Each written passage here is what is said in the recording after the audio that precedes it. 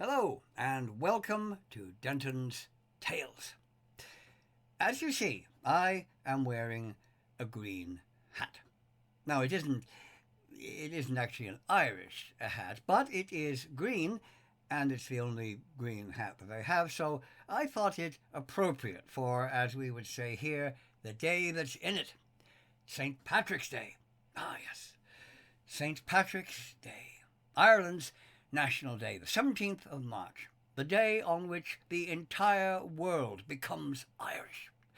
People whose ancestors left Ireland maybe 3 or 4 centuries ago, especially those who went to America, will tell you, I'm Irish, though the Bureau of Vital Statistics might not necessarily agree with them on that one.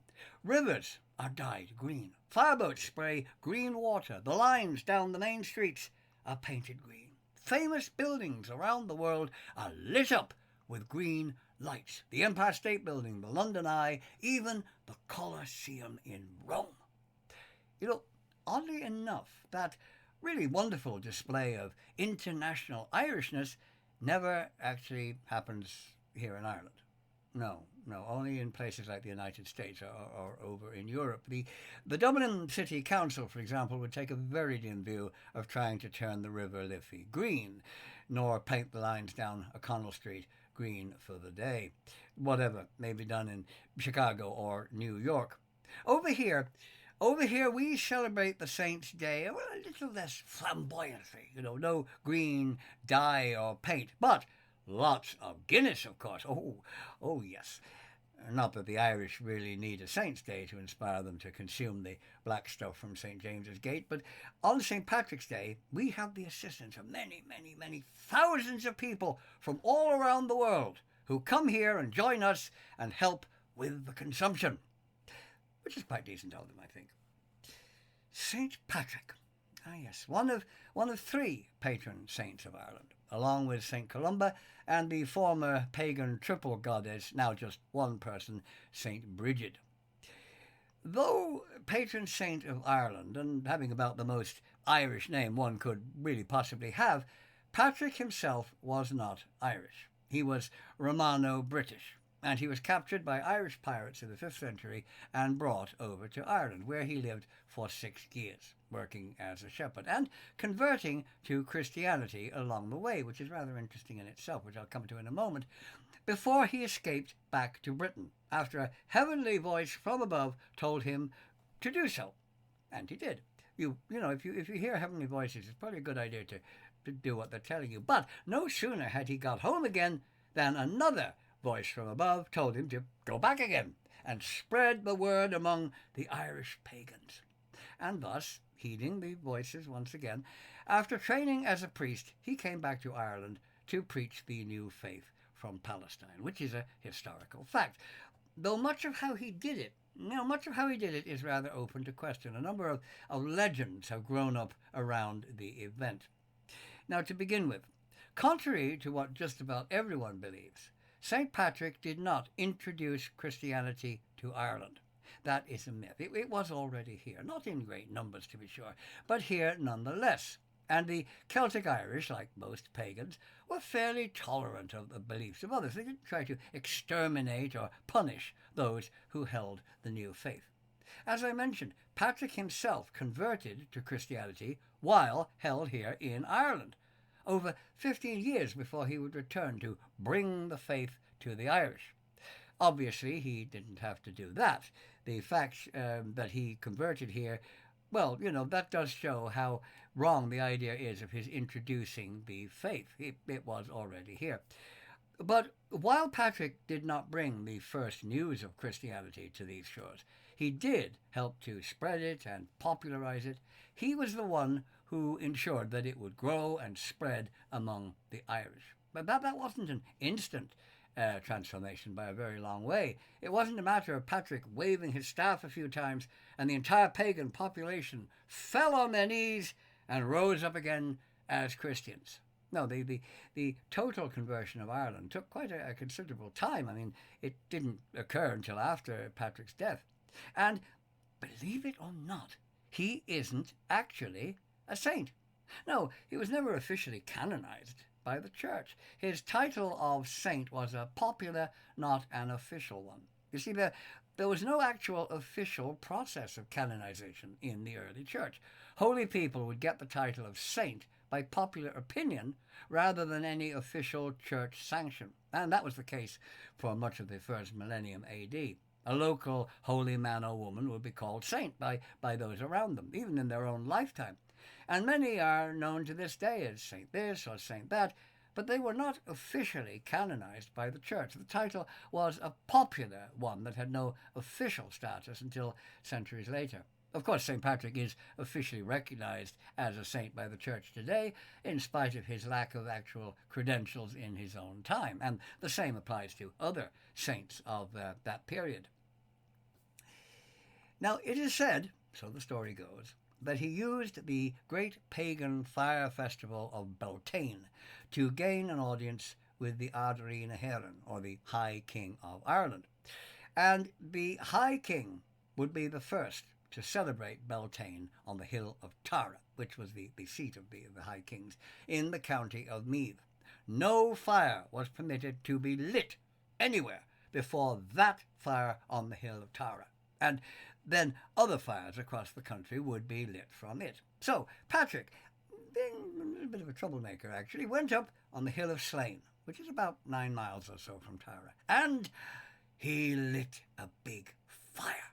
Yes, he lit a big fire just before the High King was about to light his on the hill of Tara, which was a big to the High King. The king was understandably a bit peeved about that. You know, kings tended to get a mite annoyed when people did things like that. Druids were sent to investigate. Well, they couldn't put the fire out. It was a magic fire, and the king couldn't put it out either, but Patrick did. And then, having got the king's attention, obviously, he told him about Jesus and his teachings, etc.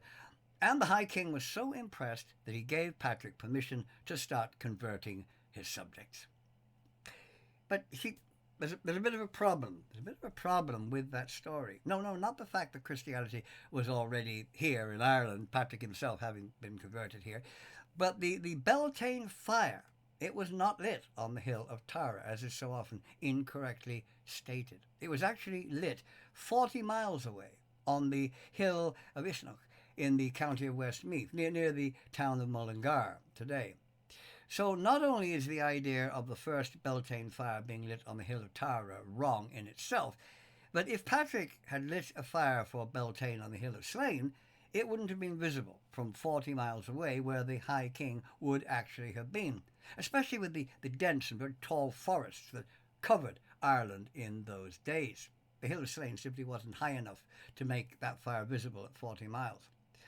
Of course, Patrick could have lit the fire a couple of days previously, before the High King had left Tara, but the popular idea of the High King looking across from the hill of Tara and saying, "Who dares to light a fire before my fire?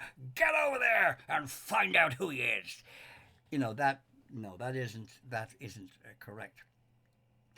That Patrick used the shamrock to illustrate the 3-in-1 concept of the Holy Trinity, as legend tells us he did. Now, that is quite possible, and it makes perfect sense. It would have been a very good way to explain it. The plant was a common one. People would often use it as decoration. And the idea of the plant to show that 3 things could be part of one thing, that made perfect sense. And it probably is quite true. But snakes... now snakes. St. Patrick drove the snakes, symbols of Satan as they were, out of Erin's holy isle. Get ye forth, ye unholy servants of evil, ye slithering creatures of Satan. 'Twas one of you lot that caused all that fruit trouble back in the garden. Get thee hence from this holy isle, I banish thee. Oh, nice story. Yes, nice story, but totally wrong. There are no snakes in Ireland. That is true enough, but not thanks to St. Patrick's Reptile Control Service. No, there never were snakes in Ireland, ever. Nor are there any other reptiles in this country save for one. There is only one land reptile species native to Ireland, and that is the common lizard, which it can be found really across the entire island, mainly in coastal, bogland and mountainous areas. Five maritime turtle species do appear off the west coast from time to time, but they don't come ashore, so they don't really count, and they're all endangered species, unfortunately. Well, we do have little pond turtles, but of course they are an introduced species, so again they don't count. It has been suggested that this St. Patrick myth was actually allegorical. Snakes traditionally seen as representing Satan and his works, dating back to that really amazing talking snake in the Garden of Eden who was responsible for all that fruit eating thing that caused all the trouble in the beginning. And that the snakes were two-legged ones, that they were the pagan druids, and it was they that he banished from Ireland. Now, that would make sense. There were druids aplenty, of course, in Celtic Ireland, but no snakes. And allegory and symbolism were very common in those times, where they would wrap up true events or made up events in this allegorical symbolism. So to represent the druids as the reptilian symbols of Satan, well, that would have been very, very likely. After all, the Irish would have been perfectly well aware of the fact that there weren't any real snakes slithering around in the country. St. Patrick did burn druidic items, yes, we know that, but as to banishing anybody, well, there's nearly no record of that. And most likely the influence of the Druids simply waned as Christianity began to replace the old beliefs. St. Patrick is also credited with creating the famous Celtic cross, a very familiar thing to anyone who has ever visited Ireland, gone to an old churchyard and seen these amazing crosses. And he did so by using the image of the sun, a very popular pagan symbol, and combining it with the Christian cross, thereby creating a powerful image that would appeal to both pagans and Christians alike, and would help with converting the former, being as it was already a very prominent symbol of their faith, sun worship having been an important part of most pagan beliefs. Symbols representing the sun abound across early paganism. So combining a Christian cross with a sun symbol would have been a very good idea. And the early church used pagan symbolism in attempts to convert pagans, and did so quite officially. They would build churches near pagan sacred sites. They would use pagan sacred wells for baptism. They would take pagan feast days, as they did with St. Bridget, taking a Celtic goddess and converting her to a Christian saint, her feast day being the same as her old day of worship in pagan times. And this was a great way of converting pagans who would be more ready to accept something that occurred on a date they were used to, in a place they were used to, with water they were used to worshipping with. It was good psychology. St. Patrick's Day Parade. The Patrick's Day Parade. When, as I say, all these people come from all over the world and march down O'Connell Street and other streets in Ireland in green suits or Kiss Me I'm Irish t-shirts. A great national event these days. But did you know that the first St. Patrick's Day Parade didn't actually happen here in Ireland? As Michael Caine might have said, not a lot of people know that, the first recorded St. Patrick's Day Parade in honour of the patron saint of Ireland was held, of all places, in St. Augustine, Florida, which was then a Spanish colony, on March the 17th, 1601. Later on, homesick Irish soldiers serving in the English Army marched in Boston on that date in 1737, and again in New York City in 1762, the first recorded St. Patrick's Day Parade in New York. It's grown a lot bigger since then. But what about here in Ireland, where Patrick was actually the patron saint of? I mean, where does it fit in, parade-wise? Pretty far down the list, actually. The first St. Patrick's Day Parade in this country wasn't until 1903 in Waterford, with Dublin very much lagging behind by following suit in 1931. And now any religious significance it may once have had is long gone now. Nobody here, apart maybe from some of the clergy, see it as a religious festival or holiday. It's just a day to have fun, wear funny hats and get drunk, welcoming people from all over the world to join in the celebration of Ireland's National Day. It has become basically a national day, a secular day of celebration, rather than a religious festival. So Regardless of your nationality or your religious beliefs or indeed lack of them, you are welcome. You are welcome to join in the fun and sink a pint or two of the black stuff. So, a happy St. Patrick's Day to the lot of you. Your good health, wherever you may be on this day. And may the road rise before you. And also, may you be in heaven an hour before the devil knows you're dead. Slán chap.